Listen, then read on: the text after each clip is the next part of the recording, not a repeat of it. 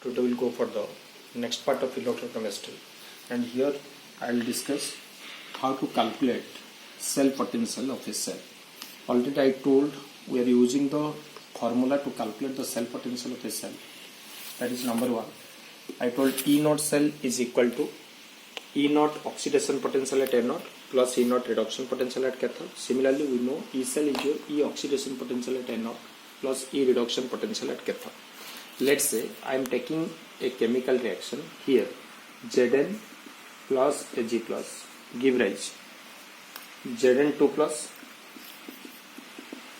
Ag. So here I want to find out the standard cell potential of this reaction, that is the E naught cell. And if I want to find out the E naught cell, the given data are given E naught of Zn to Zn2 plus is let's 0.76 voltage, and E naught of Ag plus to Ag has given 0.80 voltage. So when I will go for the calculation of it, first of all I will choose which part is oxidation and which part is reduction. Here the oxidation number of zinc, here the oxidation number of zinc is 0. Here the oxidation number of zinc is plus 2. So here it is converted. Here it is 0 to plus 2. So this part is your oxidation. And this is your Ag plus 2 Ag. So here oxidation number decreases. So this part is reduction. So this is reduction and this is oxidation. And we know at N naught the oxidation reaction takes place. So what is the oxidation reaction here? I can write Zn is converted to Zn2 plus. So I will balance the electron on the right side by giving the 2 electron. Similarly, at cathode, the reduction reaction takes place. So at cathode, what will happen? The Ag plus is converted to Ag. So I want to balance the electron here. Ag plus to Ag. So here I am adding the 1 electron to balance.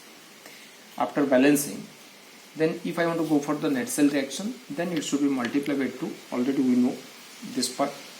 So now I will go for the calculation of E naught cell. We know there are the different formula to calculate the E naught cell. That is, E naught cell is your E naught oxidation at A naught plus E naught reduction at cathode. Can use this formula. I can also use this formula, E naught oxidation at A naught minus E naught oxidation at cathode. I can use another formula also, E naught reduction at cathode minus E naught reduction at A naught. So any one formula I can use, but I will get the same result. So let's I will use the first one. If I want to use the first one, what will write? E naught oxidation at A naught. At A naught which reaction takes place? Zn to Zn2 plus. So I will write E naught Zn is converted to Zn to Zn2 plus plus E naught reduction at cathode. At cathode what is the reaction? Ag plus to Ag. So I will write E naught Ag plus to Ag. And what is the value of E naught Zn to Zn2 plus? Here it is given 0.76 voltage.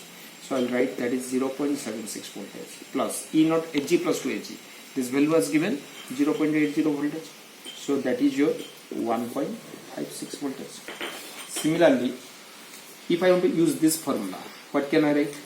I can write this is your E naught oxidation at A naught. At A naught what is the reaction? Oxidation reaction. This is I will write E naught Zn to Zn2 plus minus E naught I will write oxidation cathode. In the cathode the reduction reaction takes place. So if I want to represent it in an oxidation part, then what is the oxidation part of it? Ag to Ag plus. So I will write minus E naught Ag to Ag plus. So this is the representation of oxidation for the cathodic reaction. So what will be E naught Zn to Zn2 plus? Already the value was given is 0.76 voltage minus E naught Ag to Ag plus. Here Ag plus to Ag value has given 0.80. So that implies what is the Ag to Ag plus? Just negative of it. So if I write E naught of Ag to Ag plus, this value will be minus 0.80 voltage. So that is your minus, then I will write minus 0.80 voltage. So that is your 1.56 voltage. So you will get the same value. So you can put any one equation to calculate the cell potential. Similarly, if I want to use this method, here E naught reduction at cathode minus E naught reduction at anode it has written. So E naught reduction at cathode means I can write that is your E naught at cathode. What is the reaction? Ag plus to Ag. So I can write that is your Ag plus to Ag minus E naught reduction at anode. At anode oxidation reaction takes place. So what will be the reduction if I want to represent Zn2 plus 2 Zn? So I will write minus E naught Zn2 plus 2 Zn. So E naught Ag plus 2 Ag, the value is 0.80. So I will write this is 0.80 minus. I will write Zn2 plus 2 Zn. The value of Zn2 plus is 0.76. So what will be the value of Zn2 plus 2 Zn? That is the negative of it.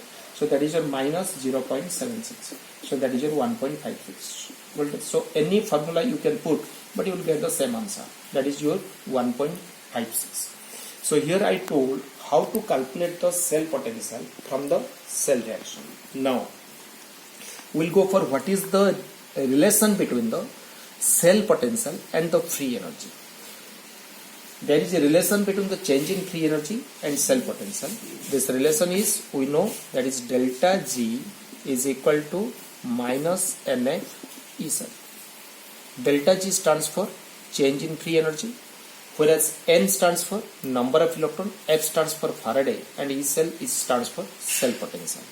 Remember, if I write 1 Faraday, that is nothing but the charge of 1 mole electron. And we know the 1 electron having the charge of 1.6 into 10 to the power minus 19 coulomb. So if I will write the charge of electron is negative in charge, so that will be minus 1.6 into 10 to the power minus 19 coulomb, but the value never be negative, value is always positive. So I will write the charge of 1 mole electron, and I will represent the value only. 1 mole is your 6.022 into 10 to the power 23 into charge of electron is 1.6 into 10 to the power minus 19 coulomb. So if we will calculate, its value will become 96500 coulomb approximately. So for that reason we are telling 1 Faraday is equal to 96500 coulomb. So what I told now, delta G is your change in free energy, N is the number of electron, F is the Faraday, and E cell is the cell potential. So like that, if delta G is minus NF E cell, similarly I can write delta G naught is equal to minus NF E naught cell. If delta G is negative, means less than 0, that implies what will be E cell? As N is a whole number, F is a Faraday, means it is a constant. So for that reason delta G depend upon the E cell. So if delta G is minus, then E cell will be minus of this value.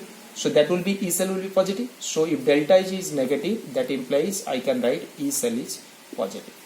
And already we know if delta G is negative, the reaction is spontaneous. So that indicates E cell is positive, means the reaction is spontaneous. And if the reaction is spontaneous reaction, then we can detect the E cell value, and this cell is called feasible cell. This cell is called feasible cell. And similarly, if I write delta G is greater than 0, then automatically what will happen? As it is negative of delta G, so E cell will be negative. So that implies the reaction will be non-spontaneous. And the cell will be infeasible, means under that condition we cannot detect the cell potential of the cell. And if delta G is equal to 0, that implies what is E cell? If delta G is equal to 0, then automatically E cell will be also 0. Under that condition the reaction is at equilibrium. So we can say this reaction is at equilibrium. So this is the relation between the delta G and E cell. Now I will tell how to calculate the cell potential of a cell by taking the relation of delta G and E cell. For example, let's say you are taking a cell number 1 with a reaction of, let's say, P plus 2Q give rise R. This is one cell. Let its free energy is, let's say, delta change in free energy is delta G1, and its cell potential is, let's say, E1. I am taking another reaction, let's say here Q react with R give rise S. Let its change in free energy is delta G2 and cell potential is, let's say, E2. And I want to prepare another cell. Let on adding these two, what will get? let's say I'm getting the reaction number 3 on adding these two. So the reaction becomes P plus 3Q, give rise, this RR will be cancelled, give rise S. And here I am preparing another cell where the cell reaction is P plus 3Q, give rise S. Let its free energy is delta G3 and its cell potential is E3. So here one cell in one cell the cell reaction is this one, in another cell the cell reaction is this one, in another cell the cell reaction is this one, and I am getting this cell reaction by adding these two. As we know, the energy neither be created nor be destroyed. So that indicates what is the free energy, change in free energy here, what is the change in free energy here, and the change in free energy what you will get in the equation number 3 is nothing but the addition of change in free energy of equation number 1 and 2, because the energy neither be created nor be destroyed. So that implies here I can say delta G1 is plus delta G2 is equal to delta G3. But here the cell potential for the first cell is E1, the cell potential for the second cell is E2. Cell potential depend upon the flow of electron. Flow of electron depend upon what are the elements we are taking for the cell reaction. So, and here the cell potential for the reaction number 3 is E3. Remember, the flow of electron with respect to P and Q, the flow of electron with respect to Q and R are totally different because it depend upon the properties of element. And the flow of electron here, to get S of the cell reaction by taking the P and Q also will be different because here the product is also different. So for that reason, you cannot say here the E1 plus E2 is equal to E3 because the properties of flow of electron depend upon the properties of elements taking part in the cell reaction. So for that reason I cannot say E1 plus E2 is equal to E3. So that implies here E1 plus E2 is not equal to E3. So this part is correct, but we cannot say these two addition gives the third cell potential. And when we will calculate the cell potential of third, it required to calculate the change in free energy. As like what I told for the addition, the same thing is for also the subtraction. Let's say I want to get another cell reaction by taking the subtraction of these two. So if I want to subtract these two, then what will get on subtracting? You will get P plus Q. This will be minus R. I will take into the right side. This. So I will take into the right side. So this becomes, and this is minus S. I will take into the left side. So plus S give rise to R. And here you will get the delta G3. Same thing I will tell here. Now as I will subtract equation 1 and equation 2, I will get the equation 3. This is the cell reaction of another cell. And here let's say the cell potential is G3. On the same way, I can say hey, here for this equation delta G1 minus delta G2 is equal to delta G3. But I cannot say E1 minus E2 is equal to E3. I cannot say. So this will be not equal to. So on next class I will tell how to go for the numericals by using these two.